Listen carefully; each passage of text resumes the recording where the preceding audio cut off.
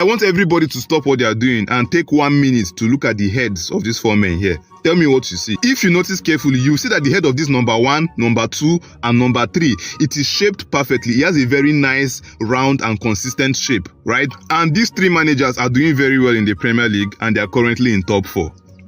Now look at the head of the coach of my club, Manchester United. No, just look at his head. If you observe carefully, you will see that his head is shapeless. See, the way his head is shapeless is the same way our style of football is shapeless. Other people are in top 4, we were 11th, and people are complaining about style of play. But just look at the head coach. Look at the head of the coach. His head doesn't have style or shape, which is the reason when we play teams, we don't have style of play. Now we are about to face Tottenham now in Old Trafford. Let's see what will happen. You will come back to this video. Ten Haram has took me places that I never thought I would go to. Wallahi, it's personal. Last week, it was personal with Bruno Fernandes. Now, Ten Haram, yeah? Ten Haram, it's personal, mate. And anyone who is Ten Hag in now, mate, come and find me. I'm in the car park now. If you are backing this shit, you are an enabler. Yeah? You are an enabler. I'm sick of this. This season's been bad. It's that he's absolutely conned us with how we played at the end of last year. I genuinely think the man is a fraud because he played football where we were defensive and counter-attacked, and that's fine, right? We're Palace. We don't expect you to play Man City football. We'll happily take defensive football and deal with it. But what he's playing this year, after getting all the fans on side, is just a mess. It is genuinely, we are so defensive, and all we do, we went 2-1 down today because we gave the ball away. Kamada gave the ball away, and McNeil, great goal, great finish for the first one, and got their fans back on side. We've conceded 9 goals this season. 7 of them have directly come from our balls out into transition. Going into JP Mateta, he miscontrols it, they counter and score. We've got nothing. I'm not over-exaggerating. Playing the way we are playing, this guy will take us down, and we will have people saying all season, now they got Ezzy, they got Gay, they're too good to go down. I'm telling you, we're not. The way we are playing is terrible. It's and there's no bright spot. We didn't trouble Everton once after going 2-1 down. It's bad. It's bad. It's not.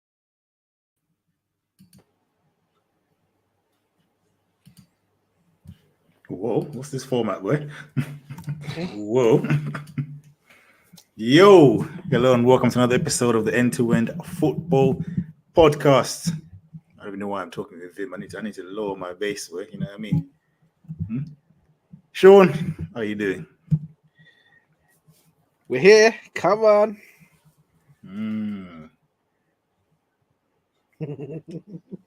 SAS, not SAS, abs, E2E.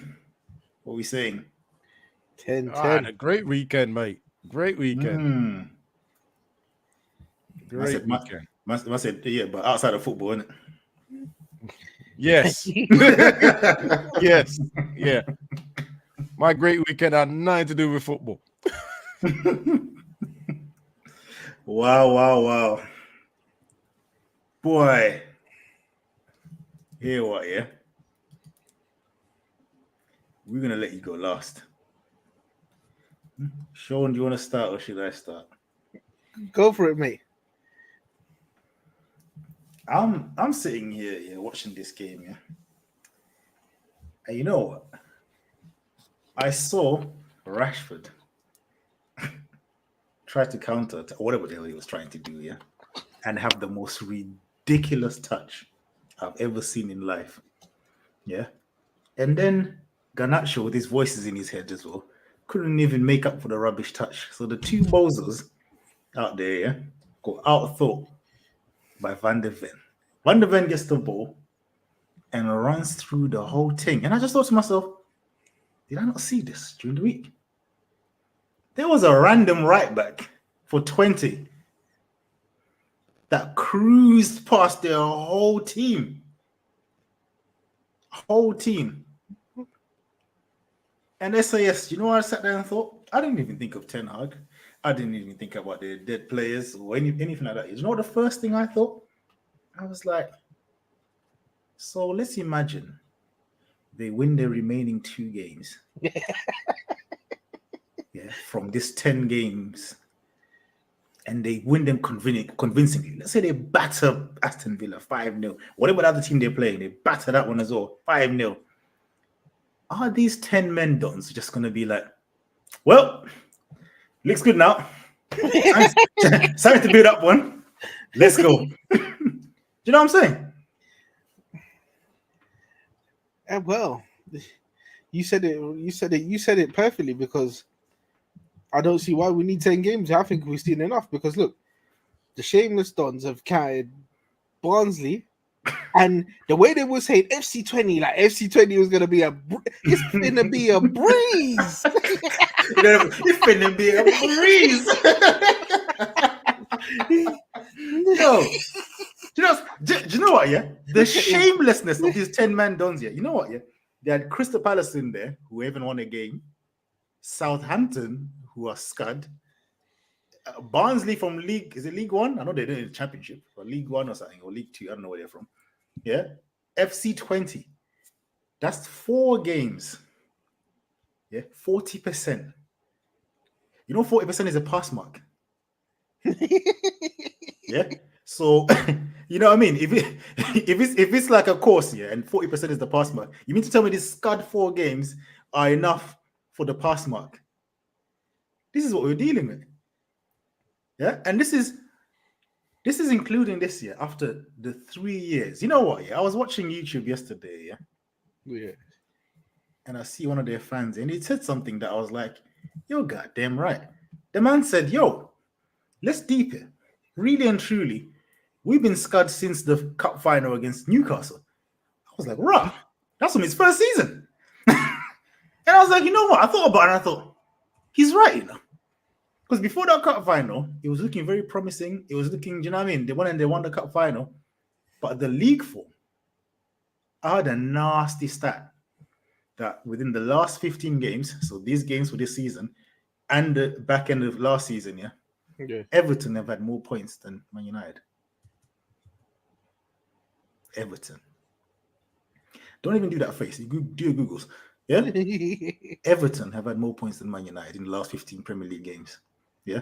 This is how nasty this league form is. Yeah? So we come back, because we ain't even including him. He's going to have his own one. It's me and you talking. Yeah? Yeah? Like, I'll come back to this 10 games. What did these cockroaches think was going to change in these 10 games? And the 10 games is still pending. So I don't want to hear no Ten Hag out or I've made my decision now, yeah, because the 10 games ain't finished yet. So decision should be made post 10 games, because that's what these men have been preaching, innit? I don't see how he's going to get better in 2 games, though. I don't see how he's going to get better after 2 seasons.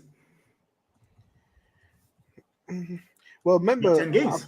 I touched on this last week.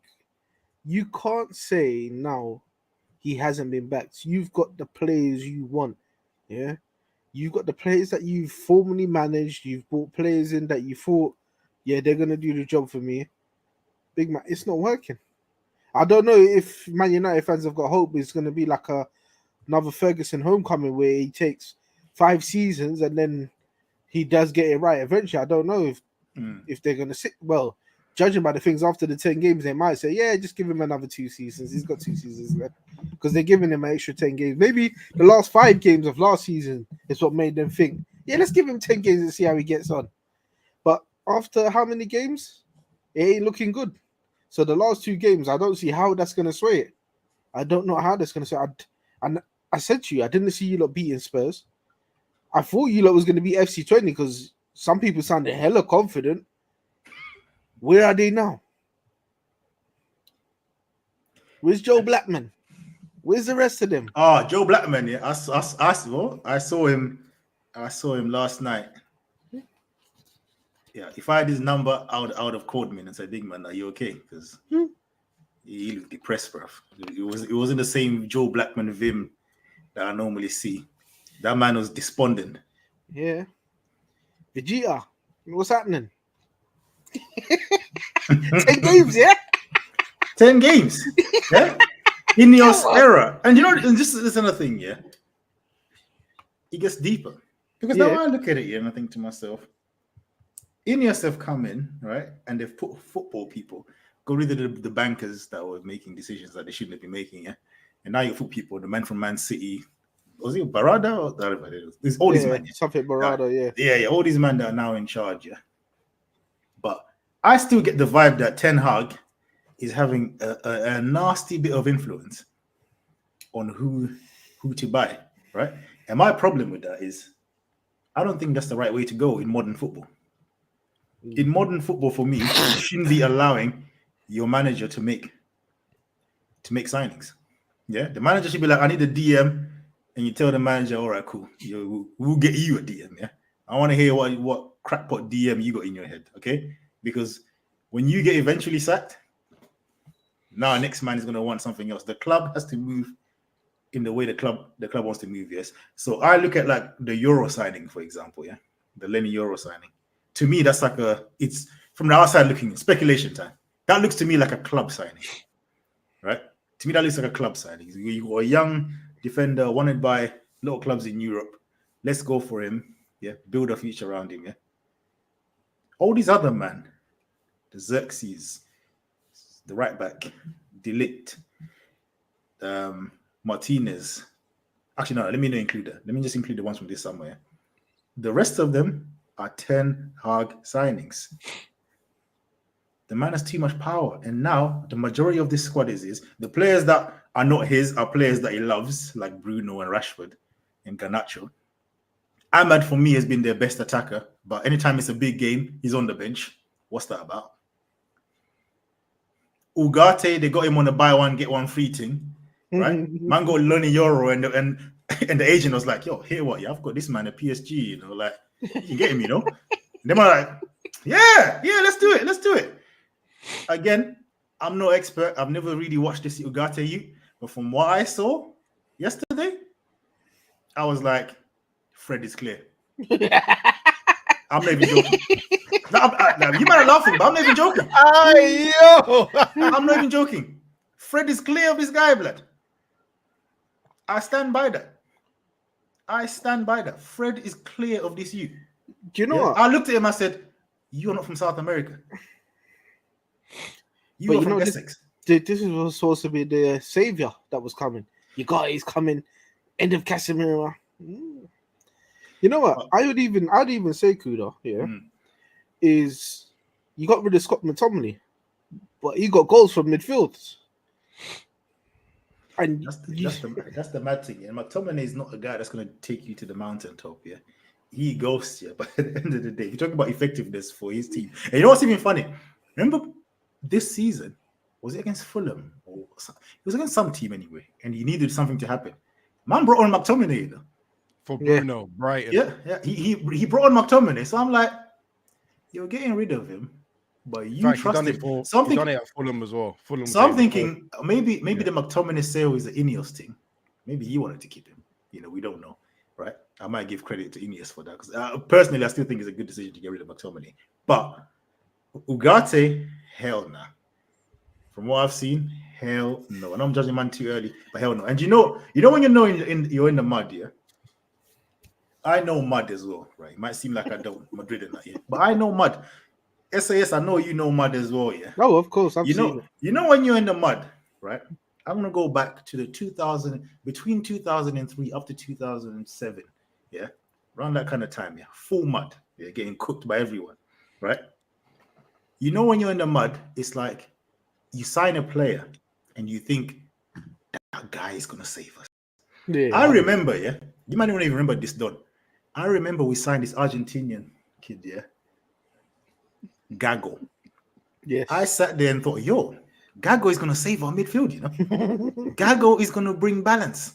Yeah. I was like, wait until Gago comes, yeah, because I think it was like a January signing or something. Yeah. Season was going left, but the Gago thing was coming. Proper DM. I was like, yeah, when Gago gets here, yeah, Ronaldinho, Barca, watch out.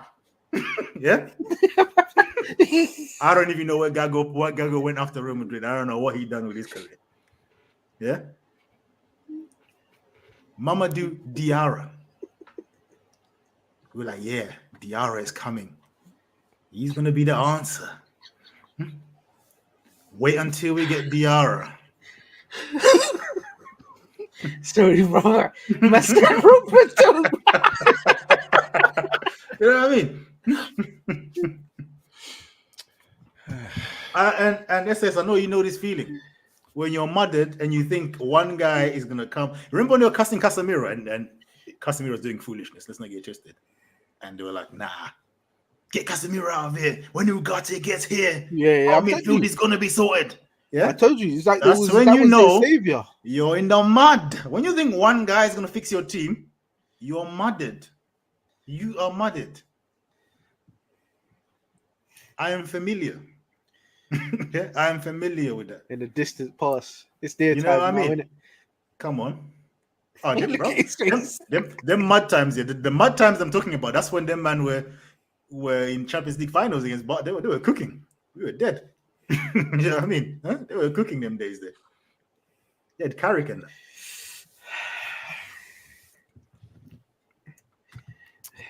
But I'm intrigued about the 10 games things too. Because I don't understand the thinking behind these 10 games. But you know what? You see, Obi hit the nail on the head. I don't see how you can be on the ropes. You should be through the ropes. You're not on the ropes no more, big man. You're through the ropes. Yeah, you're them 10. You're almost 10 games deep. I want your verdict today, brother. And I don't want you to say after the 10 game we're talking. No, I want it today, brother, because it's not good enough. You know what's and mad? I know, do you remember when we spoke about the FC20? Oh, yeah. He just disregarded the result. It was a good performance, though. It was a good performance. It's not about the results, it's about the performance. So you're going to tell me, if you tell me anything about this Tottenham game, that When did I say that?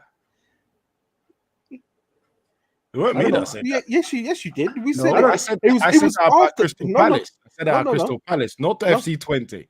Crystal Palace, I said that. Yeah, but you said the FC20 game was a good game. No, it was Crystal Palace because that's the best football we've played for 70th minute. I said it on this show. We never had a podcast for 20 because no, I think me. I never reacted to 20, and if I did, you would have seen. No. I didn't say that. Nah, for 20. I know me and you have definitely had the conversation. No, it was for Palace. It was for Palace last week on this Palace. Show. But I say, you said it was look at it this way, yeah. Like I said, the bare minimum pass mark is 40%. Yeah, some places 50%, right? The man has already got bare answers wrong, and you only got 2 games left, yeah. So you're not even going to get the pass mark, even if you get good performances out of the 2 games. So the test paper is already collapsed, bro. So I don't really know what the man are waiting for. Imagine you're 7 questions in, you've got every question wrong, and you got 2 questions, and you're still waiting. But nah, you know, I might turn it around in the last 2 questions. Big man, most you're going to get is 20%.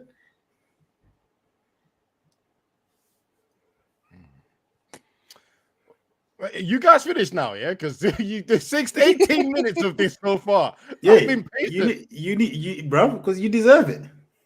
What do I deserve it? You deserve it for this 10 game. You're talking to me like I was a 10 nonsense. I don't know why you think you might pulled out. No, you're not a Ten Hag winner, but you're a Ten Hag hoper. I'm disgusted that you had hope.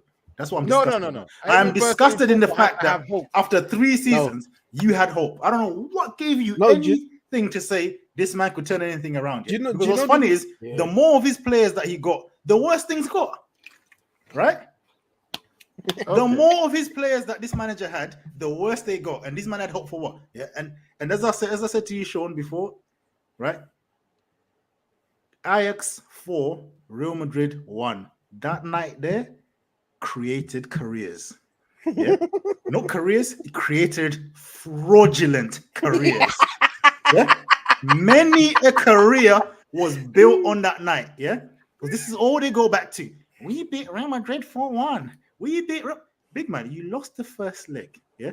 Ramos got himself a yellow card thinking, yeah, it's baby food. Right. In that game, that 4-1 game, you know who was man of the match? Tadic.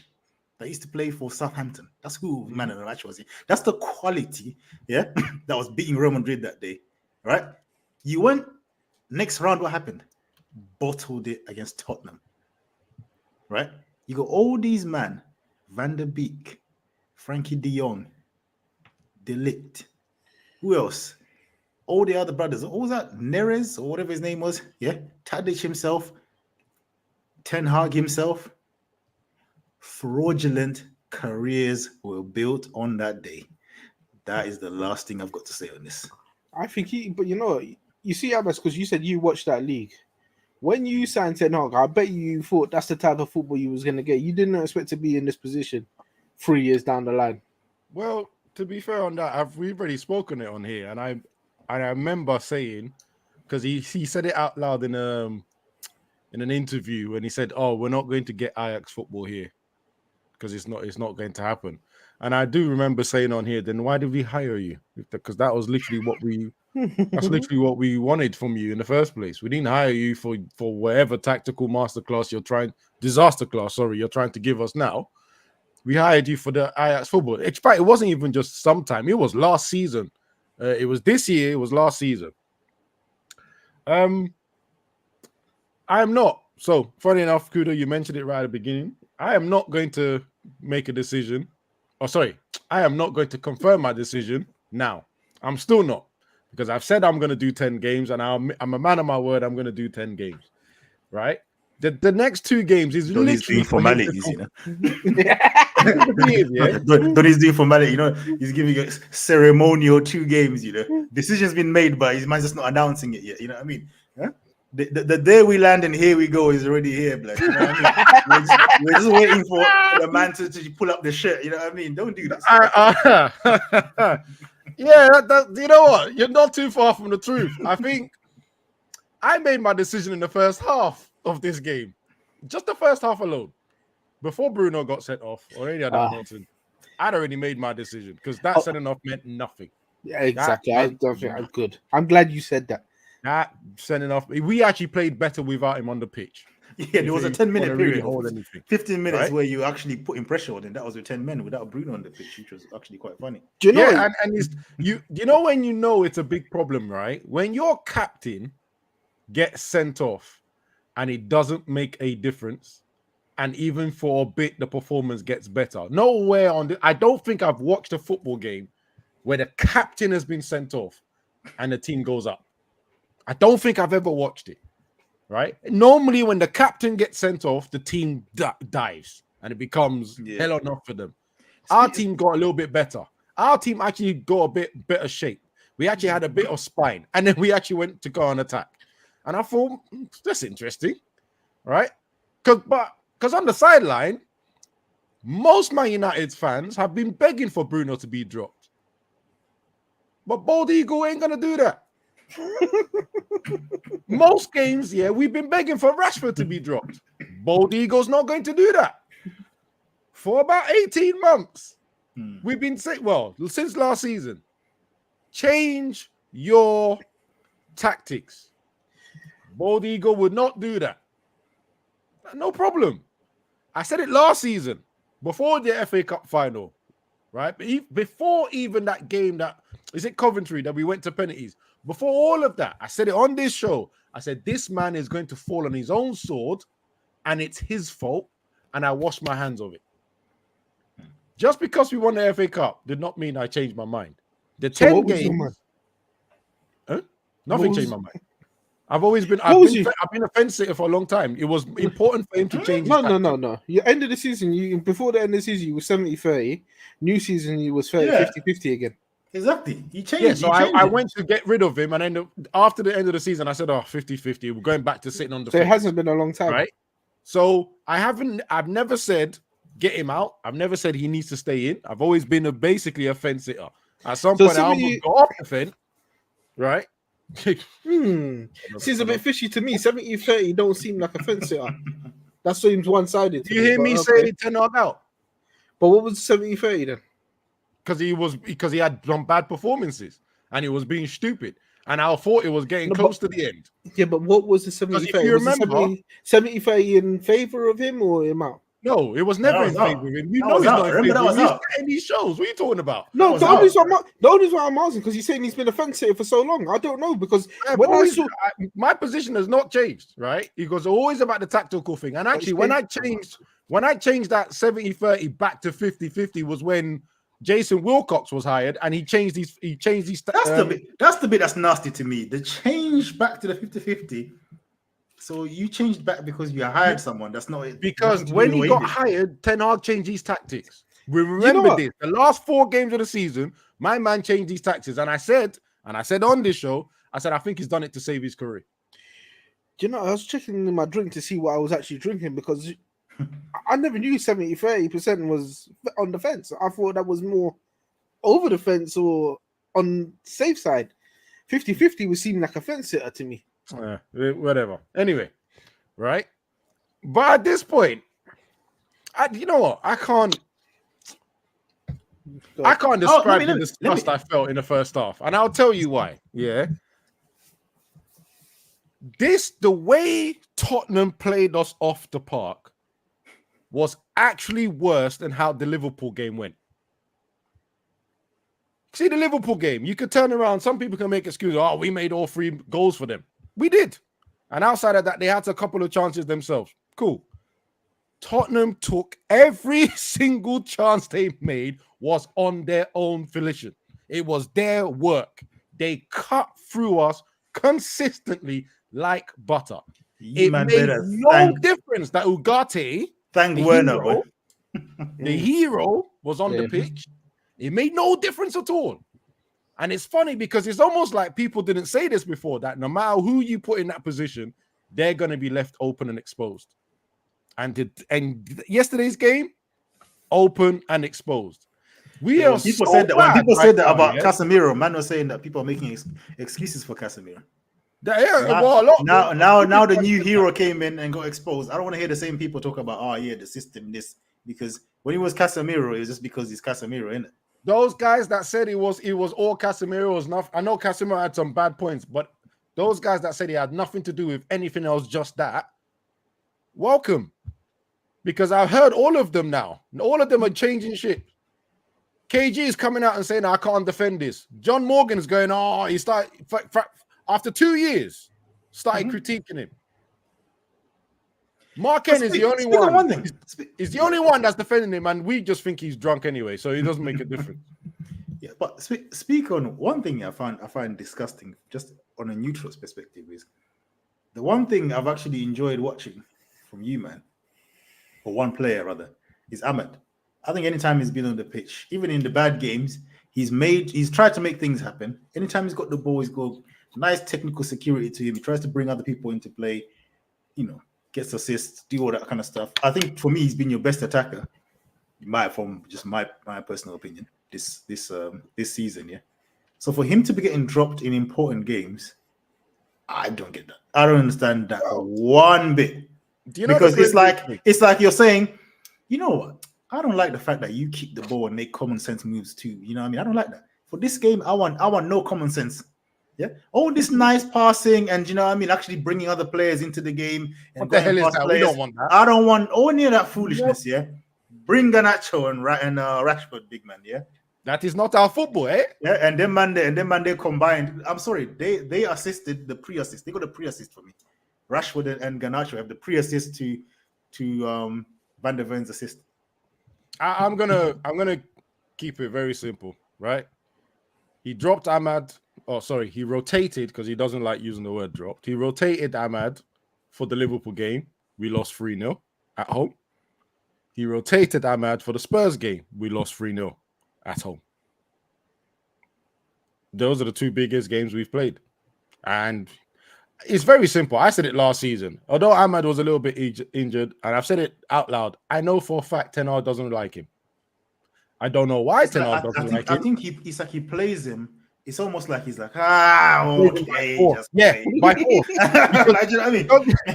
Because Ahmad is playing too well, right? He's just like, I have to play him. Yeah. You got to remember, last season, he didn't want to play Ahmad because he would rather play Anthony. Let that sink in. And now this season, he doesn't want to play Ahmad to play Garnacho and Rashford. Yeah, but why pick the big games? Why is it in the big when the man's been the best attacker, you're now taking him out for the biggest game? That tells me you don't rate man. That's like you're giving him the baby games. Do you know what I mean? And when he gets to the crunch, it's like, nah, I don't trust you for this. If Ten Hag it's like, let me keep the ball for the small teams, but when it comes to the big teams, let me do counter attack. And I'm sorry, Tottenham at home is not that kind of game. It's very, very easy. If Ten Hag doesn't like you, you're not playing. You have to work 10 times as hard to get back in the team. It's as simple as that. So it's the same. I'll be honest with you. It's actually the same with Garnacho, right? Because Garnacho should be starting ahead of Rashford. Garnacho just has to play a game and don't score. Rashford is back in ahead of him, no matter what Rashford does. No matter what Rashford does. It's look. For me, it's coming to an end. Yeah. It's coming to a very quick end. Good. Yeah. It's coming to a very quick end. And if it then doesn't come to an end, I'm just coming on this show for vibes. I'm not even coming for results. I'm not even coming for results. I'm coming to chat about everyone else. Are you Yeah? Are you worried about, I spoke back about when I said modern football, I mean, I can't really think of many successful clubs that give mad owners to the manager in terms of signing players, And I know you're shifting away from it, but there were still remnants of it this season, Are you worried about the signings, the fact that he has all this control, Because at the end of the day, you look at other clubs like a Chelsea or whoever, actually, you can think of most clubs, even Man City, right? A lot of the players are signed there. Pep ain't the one that said, ooh, Gavido, come here, He got told, yo, I want a ball playing centre back, the bit of tech, and then man, they want to look for it, And I said it before. My problem with managers, giving managers thing is that, bro, a manager's job is long.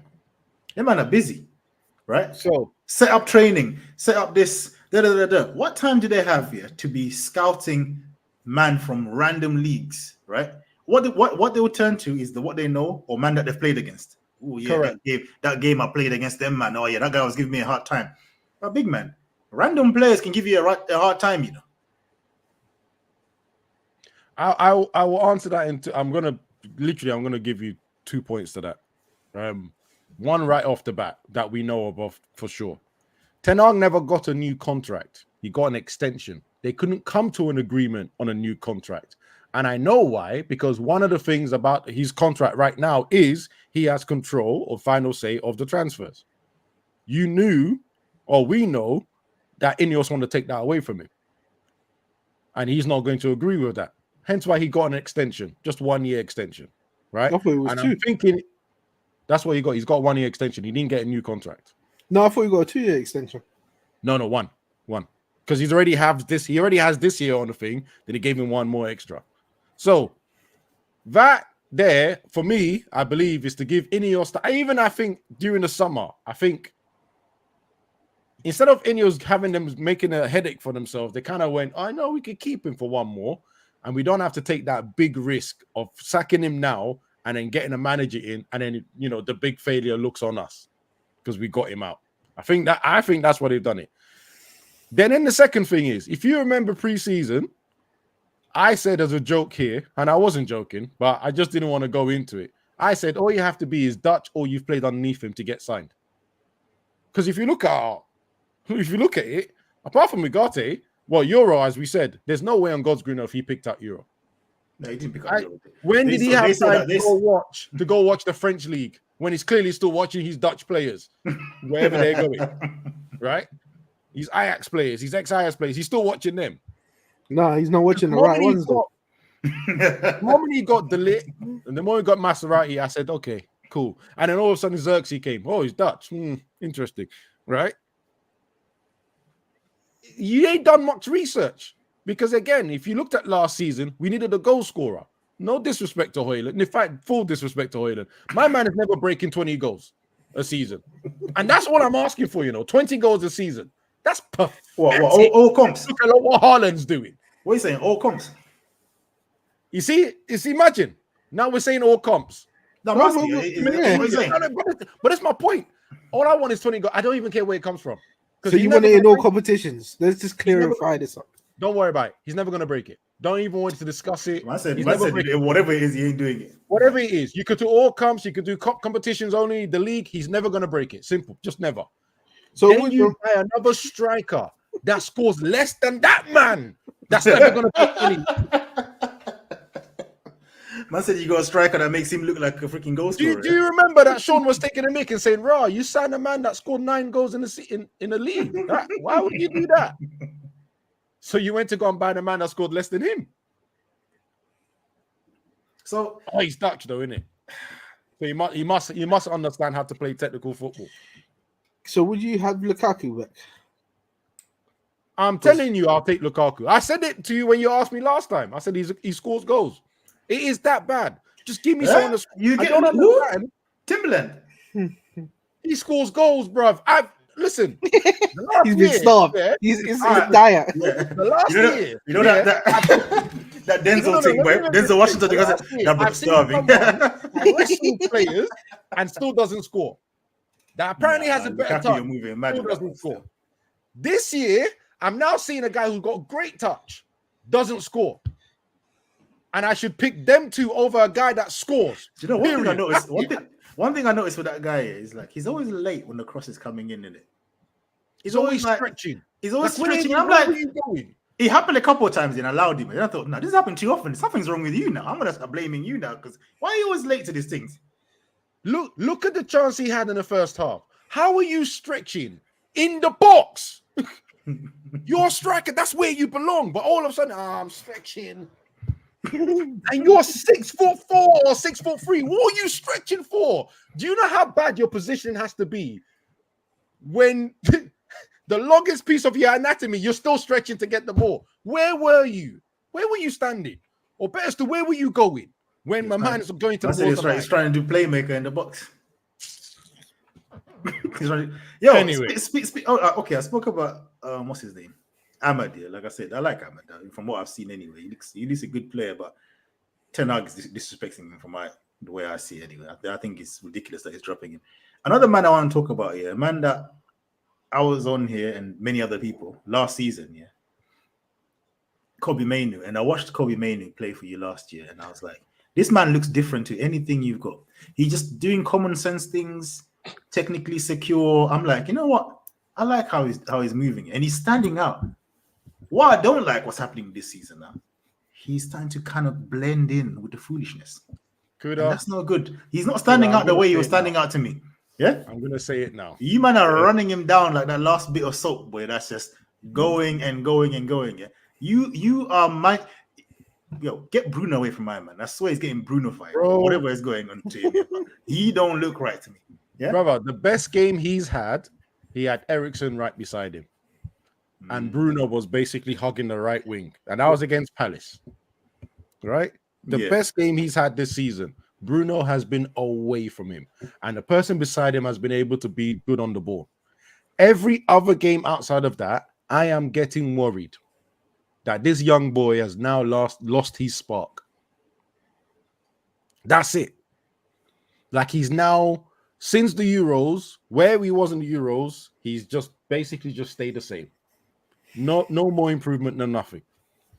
He's just there. An extra player to put on the pitch. Anyway, it's okay. You know our fans, our top reds. After a while, they start giving him the constant treatment. Yeah. It's okay.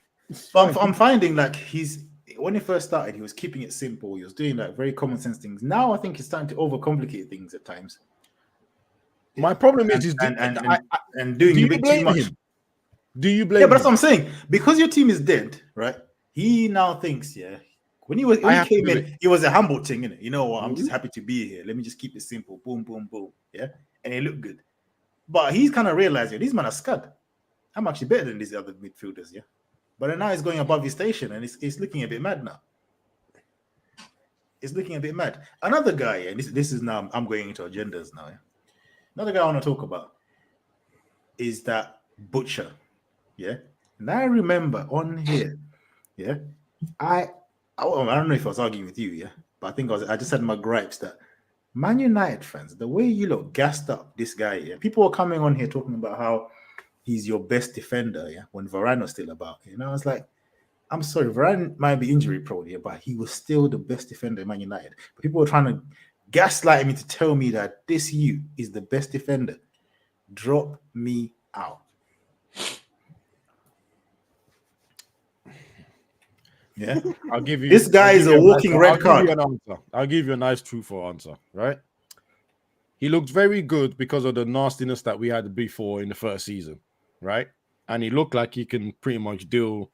I think the first 4 games he got cooked a little bit. This is really all the way back to the first year of Ten Hag. But then after that, he literally learnt the league and played well. Last season, he was injured a lot, missed quite a few games, and then I think every game he came back, it's like he wanted to try and improve himself. Because at that time, Maguire was playing well, oddly enough, right? I just don't know what's happened to him this season at all. Now, I want to look for what he gave us the first season, and obviously last season wasn't exactly complete. I almost feel like saying he still needs to get back into fitness. But the defending I saw yesterday, funny enough, as I was watching him, I had you in my head because you're the one that started cussing you on this show. You're like, I don't like him as a defender. I watched him yesterday and I was just like,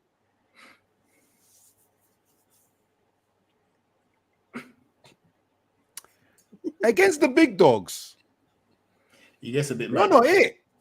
He gets a bit mad still. Against the big dogs, you're not it. You might have to in the thank nicest Timo way Werner. possible, right? All the players we have in this team right now, and I used to say minus Kobe and minus Ahmad, but at this point, I'm chucking all of them. No, still minus Kobe, still minus Ahmad. None of these players are going to take us to the promised land. None. And the promised land is challenging for Champions League and challenging for leagues. None of these players are going to take us there. None. None of these players. Not Højlund, not Rashford, not Garnacho, not Bruno, not Martinez, not De Ligt, not Maserati, not Delo. Let me come back to that. Let me come back to that, bro. Yeah? Definitely not Olana, not Martinez, not 100% not Ugarte, not the one I've seen anyway, right? Who else is there? Casemiro. Ericsson, not going to happen. Mount, not going to happen. None of these people are going to take us Mount to is the a promised nasty land. fraud. And all these people were signed by one man. Mount, don't forget Mount. Yeah, I did say Mount. It said Mount, number 7, you know. Right? All these people were signed by one man who's also tactically not going to take us to the promised land. It's as simple as that now. That's it. We're done. If he wants to keep playing this way, as I said last season, he's fallen on his sword. Now I'm saying nice and clear, he's never taken us to the promised land. Simple as that. Right, I got a question for you then. If he's not taking you to the promised land, why are you going to wait the 10 games? I just said because I said I was going to do the 10 games. I'm just saying I said, it's ceremonial now, already called it. He knows what my answer is going to be. The 2 games ceremonial now. You know, like when the election has been won, and they're waiting for the inauguration. This is all it is now. It's this 10 games thing saying inauguration. You know what I mean? They're just swearing. They're swearing him out. You know what I mean? They're swearing him in. Let me even be honest. Yeah, there's a high chance I'm going to be mid watching Porto game. I'm going to see some. What time is it? I'm going to see some foolishness, and I'm just going to call it quits from there anyway. Right? I'm not even going to wait to Villa. I'm just going to see some foolishness in Porto, and I'm just going to go. No, I got this. I'm out. I'm out. The fact, boys. Now let's be honest, boys. Yeah, I've had this for 3 shows already. I've had this background for 3 shows already. Yeah, man was already planning. Something within me said funeral settings. From 3 weeks ago, something said to me funeral settings. Yo, it could have been worse, you know, because Timo Werner, yeah, he spared you, man, boy. Do you know what? His foolishness spared. If that was Son in them Werner positions, yeah, we're talking 6. Honestly, we're talking 6. Yeah. Like, you know, like it was a long day for Mazraoui. Yeah. He was struggling, but people were kind of. I thought it was a bit harsh on him. He was struggling, but I think he was by himself. It was a lot of one-on-ones, I don't little actually space behind. It was funny because he was like, them man are playing the high line, yeah, and Ten Hag must have been licking his lips. That's probably why he started with Garnacho and thinking, oh yeah, we're gonna break on them, but he couldn't even get the ball to do it. No, but couldn't pick up the passes up. Huh? If they got a high line, the most standard way of being a high line in football is to go over their heads. The high line means they're doing a high press. This retarded idiot decided, no, we're still going to pass out the back. And then, like, you didn't learn from Liverpool. You didn't learn from that game. literally, it will go Onana to Martinez, back to Onana to De Ligt. Oh, we're closed down. Back to Onana. He puts it into the midfield. Midfield are having a battle. Boom, they're attacking us all of a sudden. Right? And at one time we broke their lines is that Rashford. When that idiot, that donkey Rashford took a big touch and thought, I don't want a yellow card and I don't want to get hurt. I'm just going to let that man run. I was just going to let that man. Even Cristiano Ronaldo would have dived in for that ball and taken a yellow at that place. Because you, again, and I have to ask this question, and I've asked this question many of times. Does any of our coaching staff or our players watch other teams play in this league? I said it last season when I said Ten Hag has gone these tactics, disrespecting the league, and the league has disrespected him back. What I meant by that is he thinks no matter how I play, they're just going to accept it. The opposition is just going to accept it, right? And the opposition sometimes will come onto the pitch and go, we know how you're going to play, so we already have the counter. Or they come on the pitch, try and play their way. Oh, it's not working. Switch. Boof. All of a sudden now, our way is stupid. They're just going. So I'm now wondering, you know Van der Ven is probably one of the fastest players in the league, not defender. He's one of the fastest. He's just one of the fastest. Full stop. Right? And you, Rashford, who's also one of the fastest, let him take a touch and said, I'm not going to chase him. Who did you think was going to catch him? Bruno? You're having a laugh. Ugarte? Running in mud. I didn't like how De Ligt got done. Taking the piss. I didn't like the last bit, the De Ligt bit. I wasn't too happy with that bit. I was like, I don't know, man. The way he kicked, because that's already like, I don't know, man. De Ligt, come on. I think you could have done it. Here's my thing. Shoulder budge thing or something. In football, right? Where do you defend the most? Centrally, right? Maserati is out there thinking that he's going to pass it to... You call him man Maserati. He's going to pass it to... what's that youth's name? I forgot his name. Well, the German kid, yeah? Thinking he was going to pass to him. Why didn't he just come inside? Why didn't De Ligt come out as well to meet him faster? Why didn't Ugarte watch that run? Because I know he's fast here, but like he's not like he's got agility where he can just turn quick and you know what I mean. He was just going to run in a straight line, bro. He was running in a straight line. Yeah. Like surely I saw that he outpaced him and he had a head start. Like when I saw that, I said, you know, when I saw that, I said to myself, see tactics. You have put these two there to catch out Tottenham, and then you've put your fastest player on the other side, right? And then you put the two wingers you have. You put the slower one on Van der Ven side. And let's be honest here, Udongi's not slow either. No, he's not. So the two fastest players on Tottenham's back line are on the left-hand side. You put Rashford on the other side. Garnacho's going to beat them. Both of them for pace. Never going to happen. Never ever going to happen. Not even going to make them scared. And Udogi got injured. He did not do no defensive. He just went attacking. He said, "Yeah, bruv." No, that's why Jet Spence enjoyed life. He came on and he was like, "Rah, just attacking. Nice." You know what I mean? But imagine they bought Van der Ven here. That 50 million euros they signed him for. He's looking decent now, isn't it? He saves their. I mean, don't get me wrong.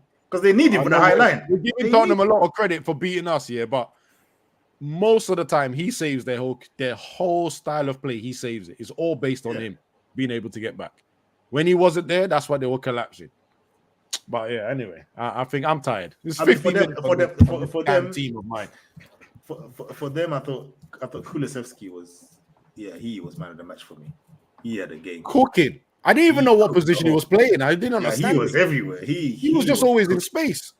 He was cooking Kulusevski, man. He even his finish as well. Like, you know, they haven't had an easier game all season. Their high line never got tested, and they just had loads of chances after chances. Unfortunately, a lot of them fell to Werner. You know, but it could have been more. But anyway, we will. No, quick question. What do you think about his post-match speech, Abbas? Oh, I didn't listen to him. I don't listen to him after the match. We lose. he speaks dog shit, bro. I'm not listening to you, bro. I think every match we've lost, in his whole career, he does some gibberish, and he always mentions the fact he's won a trophy. I don't care no more, bro. I'm just waiting for your victory, bro. I'm waiting for your funeral. I'm done. We're just waiting now. Yeah. It's like just waiting for the confirmation of the process, bro. That's it. We're all just waiting there, just sitting down and just going, you know, that's it. At this point, it's almost like, thank you for your 2 trophies. You ain't gonna be it. And the worst thing is, yeah, That's who I was waiting for. we'll make it a Man United show if they come in now to have a chat. But you know the worst thing is, yeah, everyone keeps telling me that Southgate, Potter, it's terrible, it's terrible. We've never finished the league on a positive goal difference. Yeah, if I remember correctly, the first season we finished on 0 goal difference. Last season we finished on negative. And we're already on negative. We're 4 points away from the relegation zone. Well, you're -3. All right. If you're worried about what else was going to go wrong, we're already there. You guys, we're already there. Oh man, we're driving and realize that the brakes are not working. That's where we are right now. So I don't see what else could be worse. I see some of your fans here turning on each other and stuff. Yeah, and listen, I like to laugh at some stuff, but some of the stuff I just think is a bit. Goldbridge deserves it. He's a bit over. No, I'm not even talking about them, man. I'm just talking about the other ones here. Like, and I'm just like, some of it is just funny here because man are talking as if set man, because they support Ten Hag, it means that the club is going to keep man. Bro, these clubs don't care about what them fans are saying, especially the ones that are not even match going. Like, you know what it is? Man are putting too much onus on people, and then the people that are saying Ten Hag out, there other people are like, oh yeah, you make the thing toxic, as if fans have this much power on what's going on the pitch. Like, what did Goldbridge or Saeed, either one of them, make my man drop Ahmed, make him, do you know what I mean? No, but mash up his tactics. Like, I don't understand. Goldbridge one is different because he actually works with the club, right? And he's the biggest following that we have on United channels ever. He's got the biggest following. So he tells these 1 point or whatever millions of people, oh, everything's okay. And because we all know that he's connected to the club somehow, there's a bit of, oh, he must be talking truth. We must be all right. My biggest problems is the Ten Hag Defense League. Those are my problems because that was last season. Yeah, but even on the goal, never say now. It's nothing to do with Ten Hag himself, right? Yeah, or the team, but they would never criticize him for his mistakes. Like it was always someone else's fault. The referee, all of them were like Ty. Remember Ty in Arsenal when he would say, "Oh, it was because the pitch was wet." That's how all of them were. So it wasn't even it's just the frustration of dealing with them. You're telling me that you can't see he's making a mistake tactically. No, I hear that. See that bit, yeah. That bit I hear, but the bit where the bit I don't hear is when it's like, it's because of you, the club is just like, no, bro. Like, no. If man's positive, like, yeah, you can cuss him and say whatever, yeah, but you can't sit here and pretend like, you know what I mean? Oh yeah, because them man are doing this. And then on the other side now. Oh, actually, no. Let me land you. Like on the other side. On the other side, yeah, I see people now where they're positive and they're looking at the so-called negatives. Some of the negatives, I don't even think they've been negative. It's being realistic, yeah. And it's like, what? You man are happy that we lost. It's like, bro, just because man is criticizing, you think he's happy that they're holding L's. I've gone on. They would also like the club to win. No. So in terms of the positive fanhood, right? I also do think, whilst Ineos were protecting themselves in their decision making, I also do think that how positive the fans were after the FA Cup win, maybe might have influenced their decision making and going, oh man, you know, we could probably deal with him for one more season. Hence why they gave him that contract extension, right? To show that they're supporting him, because the fans, or majority of the fans, seem to think, oh, we've won now, we're gonna go the right way without questioning. I don't know though. I will say, you know what? Sorry, let me just finish this part. You see, on the second part, the reason why people go like it's your fault or they go hold that is because when those bastards win, the moment they win the FA Cup game, do you know how many people have messaged me or messaged me going, oh, what do you say about that? Oh, hold that. I told you it was good.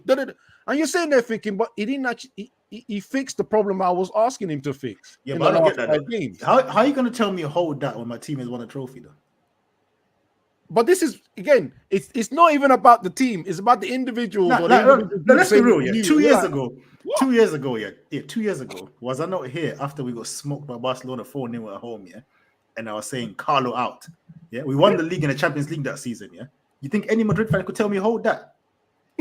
Get out of here, blood. Hold what, bro? We won. Shut him up. But that's what happens. So when we call him out, when anyone calls out Ten Hag, and then after a game like lost like this, let's say he wins at Porto, you know there's so many people that are going to come out the woodworks and start talking, start going this. Yeah, you man are too early. You're too negative. Only because we called out what we saw in a game or we've seen in loads of games. Like, so it becomes that battle rather than actually anything to do with the club. Almost like the club doesn't exist at that point. It's because you're a prick. You're not listening to me, or I'm a prick because I'm saying this out. That's what it turns into.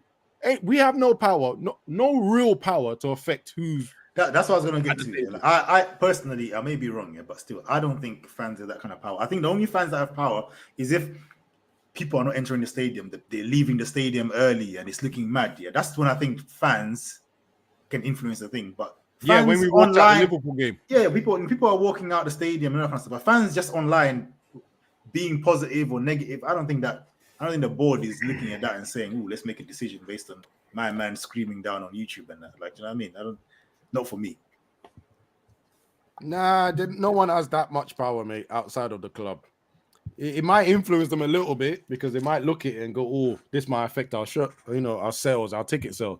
The problem with Man United was we're too damn big globally. I can guarantee you, yeah.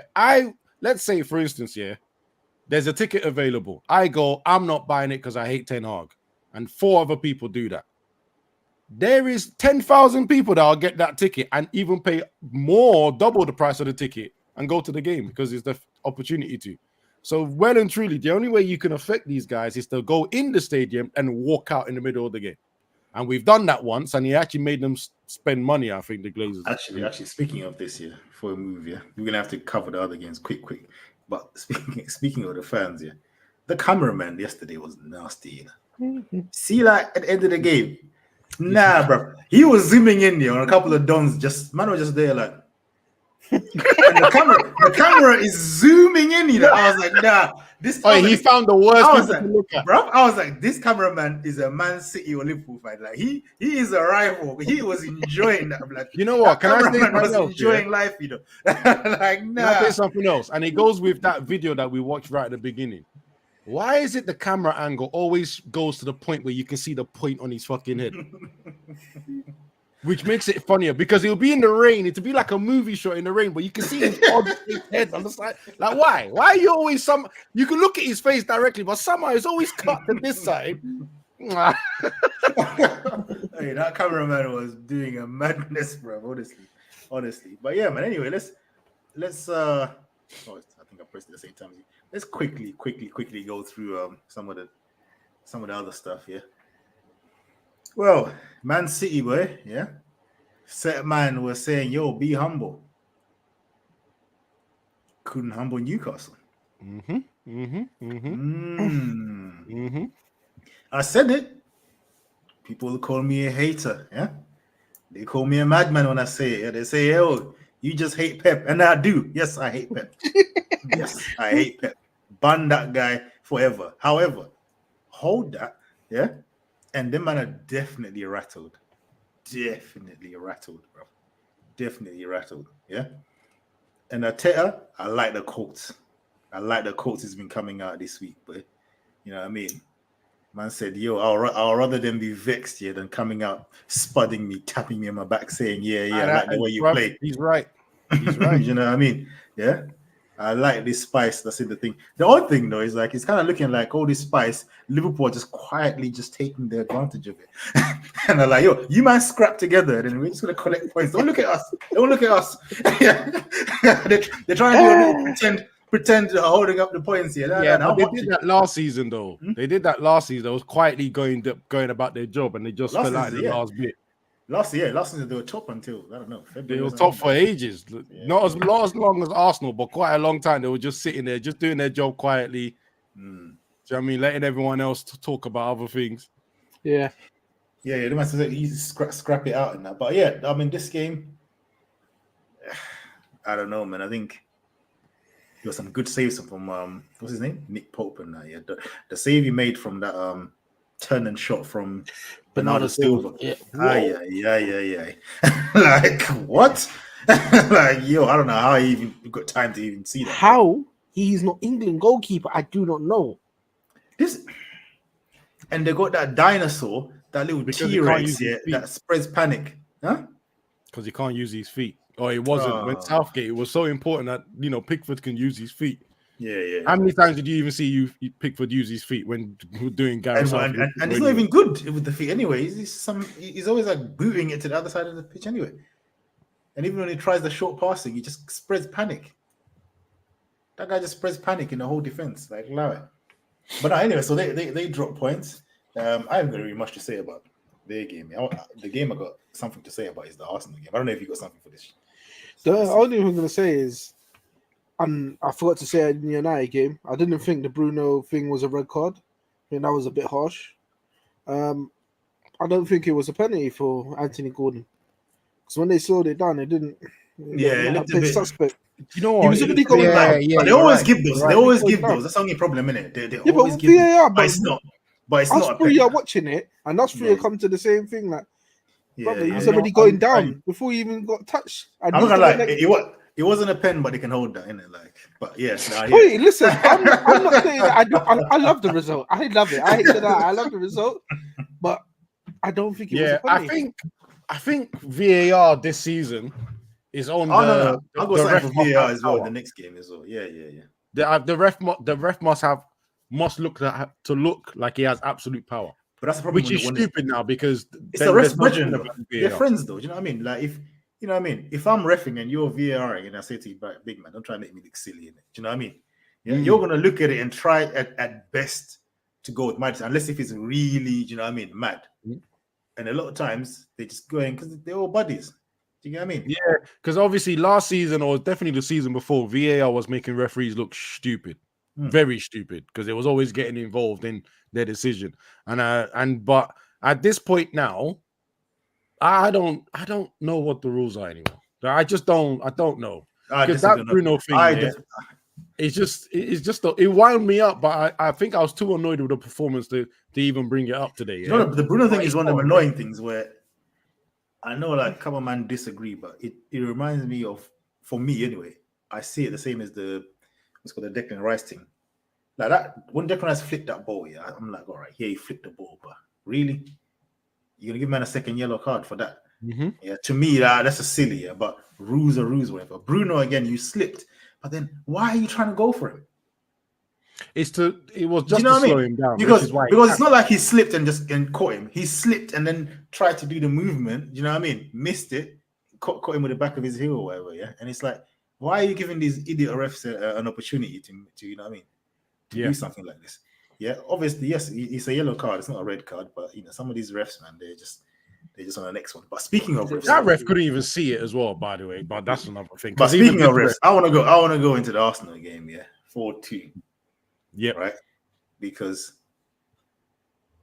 Calafiori should have been sent off at 2. 100%. I didn't want to hear anything else. You should have. Yeah. That was the most blatant yellow card challenge. Yeah. Stone wall, right? But the Arsenal fans that were crying about the conspiracy. Oh, there's a big conspiracy against us. Blah, blah. And listen, I'm rolling with you. When it's against Man City, yeah, the conspiracy thing, I'm on your side.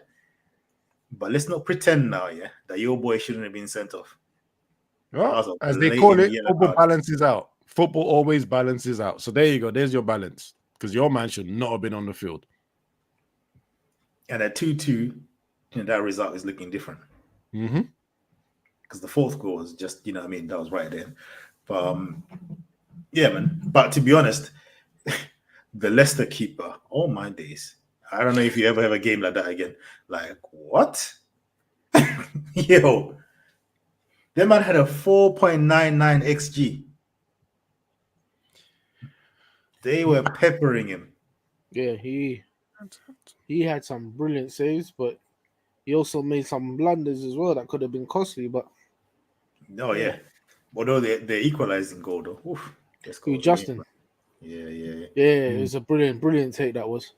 Oh, lot sidewinder volley, bro. What? Best goal of the game. But I was watching that and I'm thinking, obviously Arsenal, I know the defense is good in it, yeah, but I feel like even last season their attack was better. Obviously, I have to put the Odegaard attacks because obviously Odegaard is not there, so it's a bit different. But I was looking at that, thinking, I don't know, man. It's like it's looking Chelsea-ish. Not this Chelsea. I'm talking about old school Chelsea. Yeah, like Jose Mourinho settings. Yeah, it's looking like, yo, let's get these corners, let's get these set pieces. You know what I mean? Get our goals and lock it down. It's not looking like the Arsenal of old. Like, you know what I mean? Obviously, Right. it gets results. I think it's a more solid way to go about games. I think this way, you know what I mean. The other way is too risky. You know what I mean? You allow. I have to say, yeah, but Kuda, look at their front line, bro. They have to rely on the defense this season because Saka's slightly off the boil, probably because he plays too many damn games anyway, right? Martinelli, I know he scored, but please come on. He should have had a hat trick, I reckon, that game. And he should be a lot better than he is. His end product is, for how he looks sometimes on the pitch, his end product is never matching, right? And then Havertz, come on again. Trossard's probably one of the few guys that I actually rate, but he doesn't always start. I don't think he's rated that much, maybe because of lack of speed. So if you look at their front line, this is why almost like 2 years now, everyone's been screaming Arsenal need a striker. They need a striker. They need a striker. They need someone else to put in goals at the same rate as Saka was putting it in. So I think this season they didn't get their striker. They got working with what they have, but what they have is a solid defense. So they're going to rely on that. To be fair, on corners they've got a striker, and his name is Gabriel. But you know what I mean? Yeah, he's a real striker on them corners. But in my days, he almost scored again today or yesterday. Like he's definitely cooking on them set pieces. But to be fair to Leicester, I mean, they defended 16 corners. Then you conceded the one, and that was an own goal as well. So, yeah. You know what I mean? So Yeah. you kind of think like, will teams figure out how to defend the thing? Because it's the same move. Yeah. They do the same move. Yeah. The far post, you get a lot of players on the far post, you know what I mean? And then Gabriel is kind of in the center. It's like the same thing. So surely at some point he will get kind of. The thing is, the one way of fixing it is to make sure that a person marking Gabriel is good in the air and fast enough. Do you get what I mean? Or has enough movement, which usually you don't lose him as well. You can lose him. man very easily. You know what I mean? That's the thing. Yeah, so you put one centre back on him, and then the other centre back in the area you think the ball's going to go to, right? Because they've got a lot of aerial threat, though. Do you know what I mean? Because you know you look at my man, you still got some other guys, Saliba and all them other guys. You know, even Rice, the left back. Yeah, the left back is tall as well. Yeah, Calafiori, he's tall as well. He almost scored a brilliant header as well. So they've got a lot of man on corners to think about. So I mean, when they eventually change their style, because right now it's all about Gabriel in it. So right now it's all about him. So you have to try and fix him. Then they'll probably obviously start using someone else, and you have to try and. But the thing is, it's not just Gabriel. As Kuda saying, they just focus on Gabriel, you got Havertz, you got all them other men that Kuda mentioned. It's a big problem still. Because remember, they've always been known as like the soft. They're soft. They're not used to the rough hustle and bustle. They're now getting to that stage now where they're saying, "Yeah, we're ready to go." I think that's the funny thing when I watch their games and the other team. I feel like teams still have that Arsenal in their head, the soft Arsenal, and they face Arsenal and they get a shock of their lives to say, "Yo, these men are some real." You know what I mean? Yeah. They can be some real dirty bastards. You know what I mean? Like this ain't the little soft Arsenal that you can just roll over anymore. You know, and this is why Man City was so vexed with them. You know what I mean? Because they didn't expect all that chest from Arsenal. They thought they was going to come over there and roll over and show them respect. And that. Yep. So Yeah, so yeah, man, it's interesting. I mean, let's move on from that anyway, because yeah, we're well over time. Your boy Sean, huh? What? Wolves. I ain't gonna lie, I didn't watch the game. The only thing I saw was that Soboslai missed. That's the only thing I saw. I didn't even see any of your goals. What was the game saying anyway? Mate, I don't know if I remember. I said to you, I was thinking. Oh, I was thinking about messaging. I said, look, I know we're playing at 5:30, yeah, but now that City have drawn, I bet you any money Liverpool going to draw against Wolves. That's what I thought was going to happen. Yeah, boy, was I wrong, boy? I mean, Because I saw Konate scored, but they were saying that he made a mistake for the other one. I think it was a foul in there. It's a soft foul, but I think there was a foul in there. But yes, he was involved in their equalizer. Equalizer? I think it was the equalizer. I think it was the equalizer. But I do remember watching the. I saw an interview bit afterwards when he was like, "Well, what do I have to do to get man of the match?" I think he killed it with that thing though. you killed it with that goal, boy. It's like, yeah, once that happened, it was like, yeah, you ain't getting that now, boy. no, what about Salah? Are you concerned about Salah's form? Nah, I'm not concerned. Listen, I'm not concerned. I mean, look, Salah does do a lot. I mean, it may not be on the score sheet, but you know, because everybody's going off what's happening there all the other seasons when he had high numbers scoring goals. Systems changed, and like the team's winning. That's all that matters, isn't it? Salah still puts up good performances. I mean, look, we got Gravenberch there that stepped up. Right? Yeah. And former Ajax man, brilliant, bruv. I do like Gravenberch. I think he's playing brilliantly, and let's just hope he can continue. It's interesting what a manager can do, isn't it? I'm telling you. Because Gravenberch last season and this Gravenberch, it's like, bro, was that your twin last year? Because when he was coming on the pitch, I was thinking, Gravenberch, what are you here to do, bro, big man? I know you, all right, you look a bit nice on the ball, all right, cool. But I'm not seeing anything else. But now he's controlling the game. In McAllister, I mean, yeah, subsidized there, but hey. Yeah. Man says almost like you're just there, but you're getting carried. Hey, that was a little bit of the it slipped. What about what's his name? Harvey Elliott? Yeah, because I remember last season, me included, I was like, yo, Harvey, but how long has he been injured though? He's been injured for a little while still. Is it? But you know what? I wouldn't even give Curtin just Jones a run in the team because he played the other day. He looked good. So yeah, man. I mean, Sabasai, no assist. What about Chiesa? Is Chiesa getting any minutes? Yeah, Chiesa played. He played during the week. He started against West Ham when we smoked West Ham. Hammers. You better get your WD-40 out, big man, because your hammers are rusty. I said, smoke them out their boots, boy.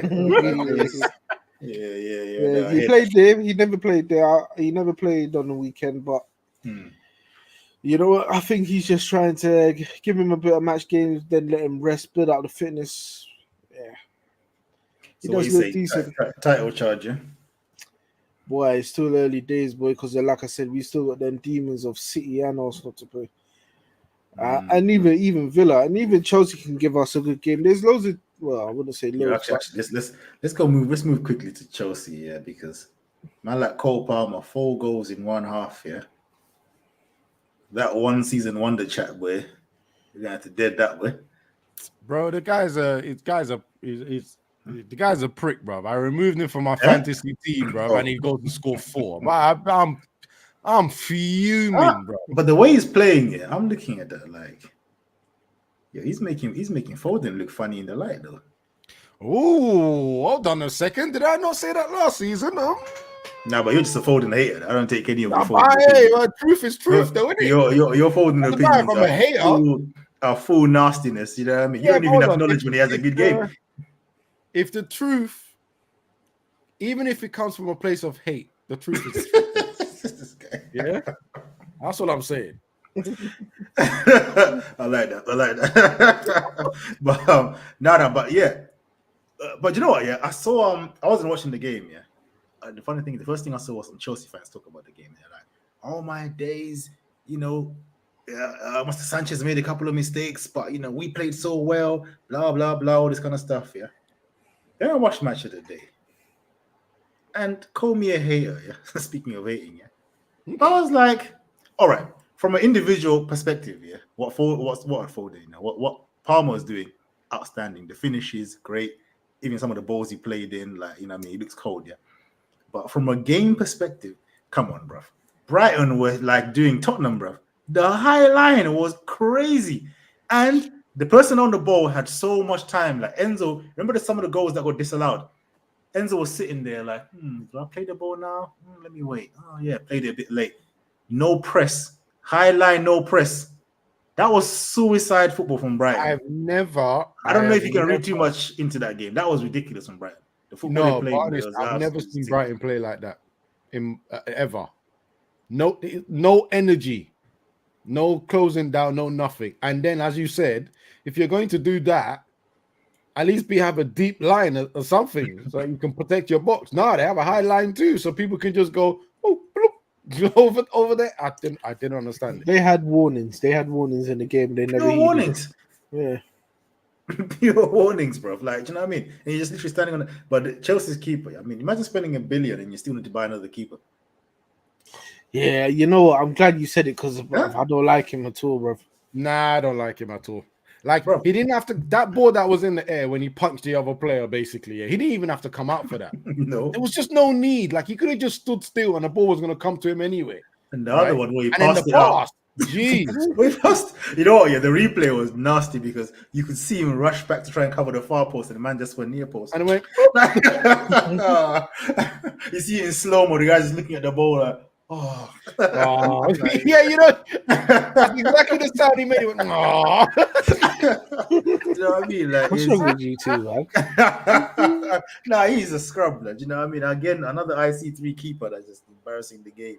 I saw it down, bro. It's just the AC Milan don that's just holding it up now, bro. You know what I mean? Oh, Jesus. Hold on a second. Bournemouth are smoking Southampton 3-1 right now. And and Southampton are part of the, the 10-game analysis. I mean, it's crazy. But anyway, it was 3-0 in the first half, and then Southampton just scored not 50. Yeah, just scored recently. Well, at least they got a goal this weekend, bro. Right. Let me move to my local boys here. Crystal Palace, right? For this one, I'm going down here still. Let me go down here for this. Let me go down here for this one, yeah. 2-1, you know what I mean? Everton 2, Crystal Palace 1. Once again, I'm going to sound like a Man United fan now. These owners, yeah? These owners out, I don't even know the names, yeah? But get them out. The Crystal Palace Glazers, yeah? Get these men out of here, right? But anyway, let's park that for a minute. We'll go into the game. He scored the first goal, scruffy goal, right?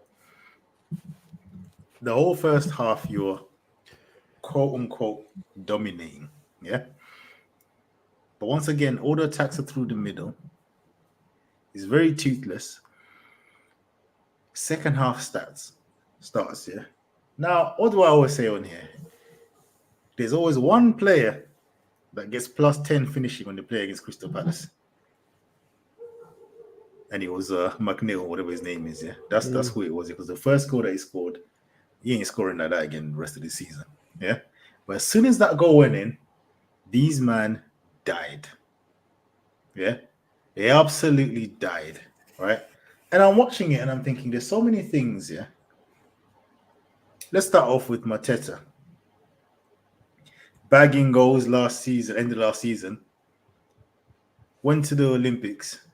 Now let's be real, innit? Mateta, never in his life did he think he'll be playing international football for France, innit? I know it's Olympics, but I'm sure, you know what I mean? I know he was like, oh my days, I'm playing international football. And I can see now that he ain't familiar with that. Because he looks knackered. Bro, 25 minutes into that first half here, he looked like he had played extra time. He was already finished.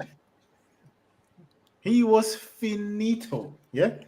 That other what's his name? Kamada, yeah? The one that he signed from the Bundesliga, bro. Big man, this is the Premier League, blood. You ain't got the time in the world, especially you playing in the middle as well. Allow it. The man's always getting clamped. He gets the ball and he thinks he's just gonna glide, bruv. You ain't got the time in this league. And the man like Dakorea, like closing you down and that. It ain't that.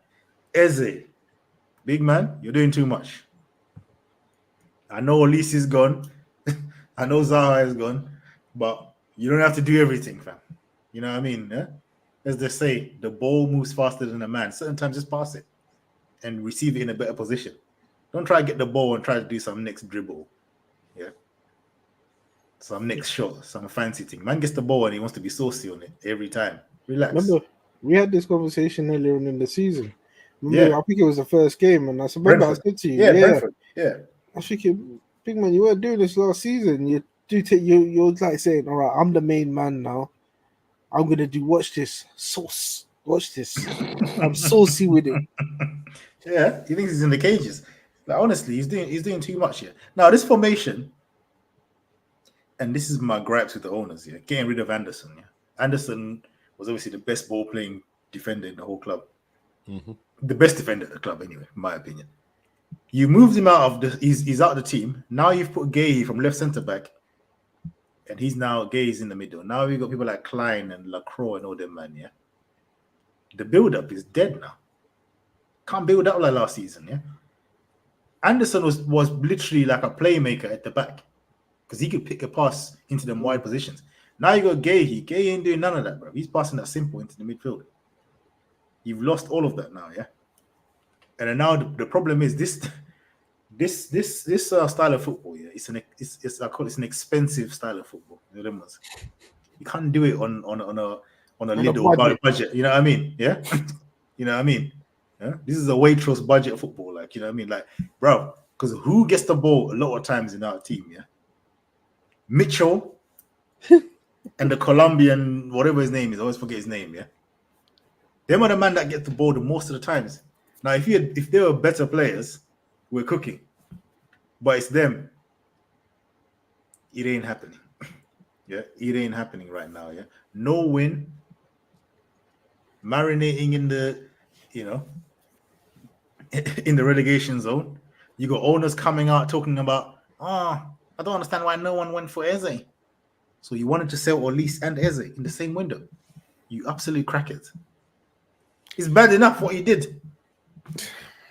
Bro. And you're doing a tour. Man done a tour, not even one interview. Man went on a rollout, bro, complaining that no one signed Eze. And it's crazy because when you think about it, right? You sold Olise, right? You got some peas for that. How much did he even get for that? Sorry, I need to just clarify. I don't know, maybe 30 mil or something. Yeah, but even in that case, you sell Olise. Who did we bring in? You got Kamada for free. You got Kamada for free, right? And you got Sarr. I'm sorry, Sarr that got relegated with Watford. So here's the next thing I was gonna say, right? So you sold him for some peas, right? Then you sold Anderson for some peas as well. The Anderson was nasty. That should have never happened. Should have never sold Anderson. I didn't see that one. They to me, Olise I understand, yeah, because Olise, you know what I mean? Yeah, he's too good for Palace. He's gonna move on, whatever, yeah. But Anderson, to go to Fulham, yeah, Fulham are a bigger team than Palace, but marginally bigger team. It's not like a big gap, you know what I'm saying, between Crystal Palace and the Fulham, yeah. Well, there is in this Premier League table right now. No, I'm talking about big in terms of bigness. This guy is proud. Nasty. You nasty guy, man. That's so nasty. Man said that he's in the table. Yes, I know in the table there's a massive gap, but I'm talking about that show, the club. Sure, because he was probably looking at the table. Isn't it? Man's studying it like, look at the gap in points though. What's my man talking about? Like, yo. So I'm sorry, you can refuse my man because he came from Fulham anyway. We signed him from Fulham. When they got relegated, we signed him from Fulham. And now we're selling him. You know, I find that easier. So we signed him when he got relegated over there. Now we're selling him for us to get relegated. Is that what we're doing? Like, what is this foolishness? No, but you know what? Looking at the table, yeah, one win, and if the team's above you up to 13th place, yeah, If they don't win above you, you overtake them because you're on 3 I points. hear Hey, that. coulda. Before you answer, who's in 13th place? See, this guy's a prick. No, He's a no, snake, no. you know. No, Bournemouth. Why Bournemouth. did he persist? Do you know what? Yeah, Why no, you getting Kudo. paranoid? You know, wait, Kudo. Do you know why I said he's a snake? Because he could have said 12th position because they're on the same points as we are, but he specifically said 13th. No, but 13th for Bournemouth. You're 12th, brother. We're even talking about you. What are you talking about? 13th is United. 13th is Bournemouth, bro. Bro, 13th is United, and then Brentford is. Oh, maybe, no, you know what? No, this is live. Brentford and Man United are both on 7 points in 12 and 13. Oh, I meant 14th then. Sorry, my table didn't update. It's 14th. I'm 14th. You see, as I know you said, all you need to do is win one game, yeah. But let me tell I you know it's something. easier. Let me tell you something about that sentence, yeah. That's speaking from privilege. Yeah. I'm speaking from privilege. Yeah. That's big club privilege to say all of these. No, I'm saying if you Yeah. won one game, Exactly. the table could turn, innit? From what I've seen, we ain't looking like winning no game, yeah. Because I'm sorry, even like Ipswich right now, yeah. I watched Ipswich against Aston Villa. I'm like, yo, these men will fry us when we play them. Like, honestly, it's peak. Everton that's been getting cooked, home, away, or whatever, yeah, we've gone there now and give them their first win. Yeah. Big man, it's not looking good. Yeah. No. And as I said, the fans don't deserve it, but the owners deserve it. Yeah, but like I said, one result changed because West Ham are up in 14th. They've only won one game. That's poor, bro. I hear that, but we can't even look at West Ham. Not with the rubbish that we've got in our team. Yeah, like, and I'm sorry, this team, even if we survive this year, at the way we're going in the window, relegation is coming. It's coming this year or next year. Relegation rhythm. Yeah, it is coming. I'm telling you that now. Yeah, because if they because what's next? Honestly, what's next? Let's say we somehow survive. Yeah. So what they want to do? They will sell Eze, innit? Eze will be getting sold. Gahey as well. Gahey that was close to going to Newcastle. Let's not forget that. Was 60 million was close to going to Newcastle. He was close to going to Newcastle. For 30 now. Exactly. So Gahey will go. Eze will go. If anyone else plays well, Mateta will probably go. Or Mateta, whoever, you know what I mean? Will probably go, yeah? Yeah. We'll be taking Eddie with us to the championship. Imagine you went from Arsenal to be now slugging it out with us when we were playing against Watford and in Millwall and them, man. There. What was Mateta's goal tally last season? I don't remember. Was it 14 goals? 13 goals, 14 goals? Yeah, something like that. He's gone. There you go. Basta might get you a 20 goal a season. He's 14. He's closer to 20 than the rest. He was striking. Oh, flip sake. But yeah, man. Now Crystal Palace, they're on a relegation run. They're gonna need this manager to turn this around. Yeah, but unfortunately, if he turns it around to what was going on last season, what's gonna be his reward? So the players. Yeah. So, and you know, Adam Wharton is Wharton will be gone. Wharton will be gone. Wharton will be gone. Absolutely, Wharton will be gone. Yeah, because even in this game, looking at him. Everyone's looking at him. People are looking at him, man. Even in this game, he was good. Do you know what I mean? Like he's another one that, like, I'm looking at him thinking, you don't deserve to be slugging it out with these men. Yeah, he'll be gone. Whether we get relegated, stay, or whatever, he's another. Actually, I forgot him as well. So Eze, Wharton, Gahey. Yeah, mate, these are man on England squad. At least 4 to 5 of your starting 11 gone. This is it, and then we'll be replacing them with man that got relegated and random dons. Yeah, and then putting pressure on the manager to play either expensive football with them or just survive mode. Yeah, it's not looking good for you still. Big man thing. It's not looking good. I don't know if you man can hear me. Sounds funny with my audio. Nah, we can hear you. I can hear you now. It was muted a second ago. All right, cool. Yeah. But yeah, man. Anyway, that's it, man. That's it. Let me move this back up here, but I don't deserve to be down here, fam. You go back down there. Go back down there, fam. It's fine. The L was bigger for us, so it's fine. Oh my days. But yeah, man. I mean, anything else before we cut? Nah, we better cut it now, bro. Almost an hour and a half. Half that, you know what I mean? It's quite long still. It's quite long.